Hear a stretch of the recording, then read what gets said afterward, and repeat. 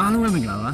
ဒီနေ့ဗီဒီယိုထဲမှာတော့ကျွန်တော်နှစ်ပေါင်းများစွာကြားခဲ့ပြီးဖြစ်တဲ့ပကံခိကိုကျွန်တော်ရောက်ရှိသွားခဲ့ပါတယ်ဒီကပိုင်းထဲမှာဆိုတော့တော်တော်လေးကိုကြမ်းကြုတ်ရုံပါတယ်ရိုးမစစ်တာတွေအင်္ဂလိပ်စစ်တာတွေ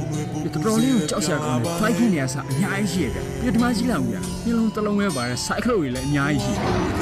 ဟုတ်ပါတယ်ဒီကပိုင်းကတော့တော်တော်လေးကိုအန်ရရှိတဲ့နေရာဖြစ်ပါတယ်ဘာပြီးတော့ကျွန်တော်ဒီဘောမှာရက်ပြားကြီးအသက်ရှင်သွားမှာဖြစ်ပါတယ်ပြီးတော့ကျွန်တော်ရဲ့နိုင်ငံတစ်ခုဖြစ်တဲ့ Provian Kinami ကိုလည်းကျွန်တော်ဒီပကံခိကြီးမှာကျွန်တော်ထူထောင်တော့မှာဖြစ်ပါတယ်အဲ့ဒါတွေမကတည်းကကျွန်တော်ရဲ့တိုင်းပြည်ကစစ်တီးရဲမဲ့တွေကိုကိုယ်တိုင်ထုတ်ပြီးတော့တခြားနိုင်ငံကရောမအင်ဖာယာကိုကျွန်တော်လိုက်ပြီးတော့တိုင်းပိုင်းမှာဖြစ်ပါတယ်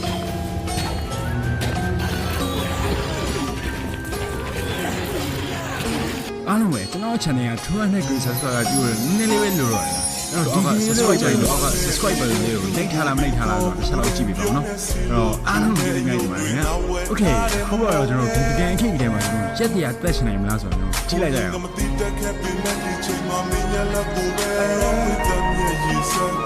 Hey ပထမရက်မှာတော့ကျွန်တော်ဝါးပင်ညက်မှာစပွန်လာပြီတော်တော်လေးကိုမိုက်တယ်ပိုင်အောင်ပေါ့နော်ဒါပေမဲ့မကြသေးဘူးဗျကျွန်တော်ရန်သူနဲ့စတွေ့ရပဲဗျဟုတ် no